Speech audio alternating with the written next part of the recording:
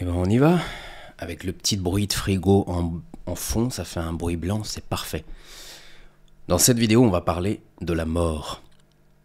Alors c'est un sujet qui, quand on est jeune, nous importe peu parce qu'on est dans la fleur de l'âge et on ne ressent pas les effets de la vieillesse, sauf si on a un accident ou une maladie grave. Moi, c'est quelque chose qui m'a interpellé, ce sujet philosophique, ou sujet tout court, parce que j'ai eu de l'asthme dès que j'ai été aux alentours de 6 ans. Mon papa est parti, il a quitté ma mère, et ça a été un tel choc émotionnel que j'ai eu de la tristesse comme ça, ancrée, chevillée dans la poitrine, et j'ai commencé à faire de l'asthme. Et à des moments, j'arrivais vraiment pas à respirer, c'est-à-dire que j'avais des crises qui étaient tellement insupportables que je cherchais comme ça désespérément une bouffée d'air à peu près normale, et je me suis demandé si un jour j'allais pas en mourir. Et j'ai eu des crises tellement graves que il y a vraiment des fois, je tournais de l'œil. Je crois que la mort, c'est un sujet qu'on aborde tôt ou tard avec soi-même quand on vieillit, forcément. La vieillesse est une mort lente, parfois plus ou moins rapide, mais lente.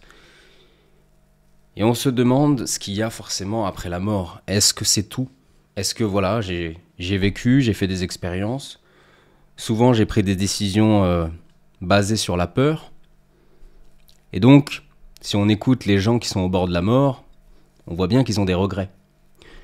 D'avoir manqué de courage, de ne pas avoir fait ce qu'ils voulaient vraiment, entre autres comme métier, de ne pas avoir été assez proche de leurs amis ou de leur famille. Tout un tas de regrets. Et c'est d'autant plus difficile pour que certains ne croient pas à une vie après la mort, qui pensent que c'est vraiment le final. Et donc si on prend la mort comme ça, pour ce qu'elle semble être, c'est-à-dire un arrêt brutal de l'expérience de vie, bah c'est absurde et ça peut être dépressif en fait. On peut, par la mort, se miner, par la pensée de mort. Donc vous avez beaucoup de tradition philosophique qui vous invite à vivre dans l'ici et le maintenant. Et je dois dire qu'il y a 2 expériences scientifiques qui m'ont choqué. La première, c'est celle menée par un multimillionnaire, vous pourrez trouver le nom sur internet. Il essaie de devenir immortel, donc de repousser l'échéance, le vieillissement cellulaire, etc. Et donc cette personne a un ego surdimensionné, elle vit autour de son ego, elle a une expérience égotique de la vie, parce que avec son argent, elle pourrait contribuer à arrêter la faim dans le monde, du moins dans pas mal de pays. Mais elle décide plutôt de prolonger son expérience de vie, et une vie qui plus est matérialiste et ostentatoire. Et puis il y a une deuxième expérience, des chercheurs qui ont essayé d'inculquer à un gorille qui vit du coup dans l'ici et le maintenant, l'idée qu'il va mourir, qu'il en prenne conscience. Et c'est tellement cruel qu'on voit le gorille avoir comme ça un éveil de conscience et être complètement déprimé, être super triste. Donc je crois que ça nous renseigne, cette expérience, ces 2 expériences, sur notre rapport à la mort et ce qu'il devrait être. C'était d'autant plus choquant la deuxième expérience que quand le gorille a son meltdown, il s'effondre moralement, si tant est qu'on puisse parler de morale, et ben il y a le chercheur qui est là et il fait « We did it, on a réussi ». Et à côté de ça, donc il y a un gars qui essaye d'être immortel. Je crois que la mort cristallise toutes les peurs.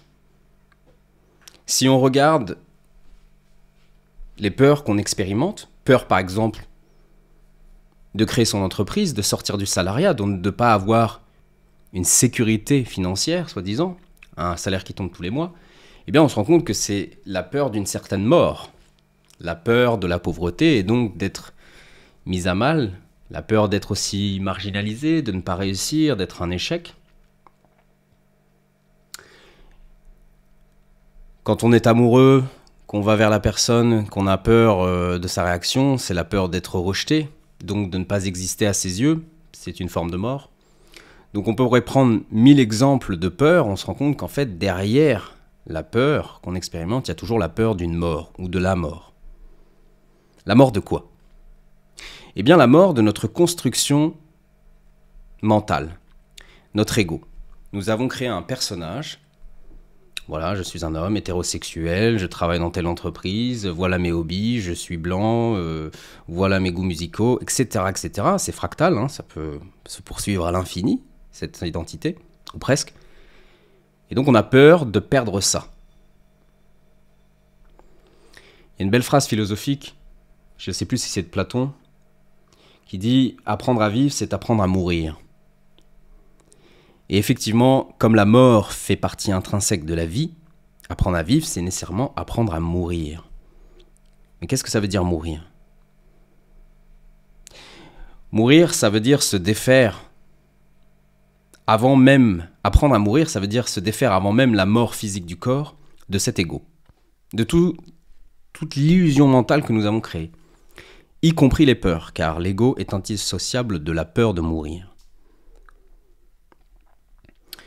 Pour moi, la mort, encore faut-il croire donc à la vie après la mort, n'est qu'un passage.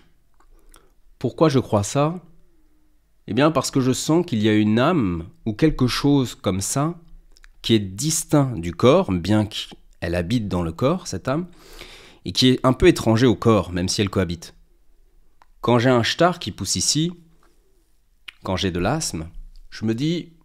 Bon, c'est mon inconscient qui fait des siennes, c'est mon corps qui m'envoie des signaux, mais j'ai l'impression d'être déconnecté d'une certaine manière. Donc je peux être à l'écoute du corps, mais je vois bien qu'il y a quelque chose qui a une vie distincte. Et quand on écoute ça et là toutes les expériences de mort imminente, on voit des points communs. Des personnes qui se sont défaites justement de l'ego, de toutes ces couches d'illusions, et qui ont renoué avec leur vraie nature, qui est une pleine conscience cosmique, qui est pur amour ou pure paix intérieure. Et certains ensuite vous parlent de réincarnation et des vies antérieures qu'ils ont eues. Donc ça c'était pour le petit passage ésotérique, mais je crois que s'intéresser à la mort, c'est aussi s'intéresser forcément à ces gens-là, qui ont vu quelque chose que vous n'avez pas forcément vu, et de les prendre au sérieux, car ils sont des milliers. Des dizaines de milliers. Donc il y aura toujours un scientifique pour vous expliquer que c'est un effet du cerveau quand on meurt, qui divague d'une certaine manière. Mais ce qui est perturbant, c'est ce que rapportent ces gens-là. C'est-à-dire qu'ils ont eu vent d'informations qu'ils ne pouvaient pas, puisque leur cerveau était chimiquement mort, qu'ils ne pouvaient pas avoir. Ils entendent tout d'un coup ce qui se passe à l'autre bout de l'hôpital où ils sont alités.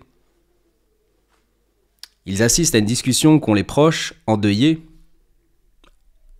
chez eux, alors qu'eux, ils sont à l'hôpital. Vous avez vraiment des expériences comme ça paranormales ou extrasensorielles qui sont très bizarres, et on se dit, eh bien pourquoi pas? Pourquoi pas faire preuve d'un peu d'humilité et se dire que ces gens-là ont eu accès à des choses qui nous sont étrangères? Est-ce que ça veut pour autant dire qu'elles n'existent pas? Nous ne voyons pas les microbes, ici et là, pourtant ils existent. Donc je crois que, en fonction de sa foi, on peut bien sûr approcher la mort d'une façon beaucoup plus légère. J'étais athée pendant longtemps et j'étais aussi cynique. Le cynisme, selon moi, est un mal-être habilement déguisé avec des mots d'esprit. On fait comme si on savait et puis on a des belles punchlines, mais au fond on est malheureux, on a un malaise. Et petit à petit, je ne dirais pas que je crois en Dieu tel qu'on nous le vend d'ailleurs, entre autres dans la plupart des religions, mais je crois effectivement à une forme de vie après la mort. Je crois que notre voyage ne s'arrête pas là. Je crois d'ailleurs tellement à ça que je me suis demandé, est-ce que t'as pas eu des vies avant celle-là, qui consiste, entre autres, à parler devant face caméra et être un peu youtubeur. Bon. J'ai comme ça des réminiscences, j'ai eu ces réminiscences par l'entremise grâce à un chaman. J'ai eu comme ça des réminiscences de vie antérieure et je ne savais plus si c'était de la fiction, si c'était moi qui divaguais ou si j'avais vraiment vécu ça. J'ai envie de dire peu importe. Finalement, la mort, et ce sera la conclusion de cette vidéo, c'est ce qu'on en fait. C'est une perception. Comme beaucoup de choses, si ce n'est tout dans notre vie.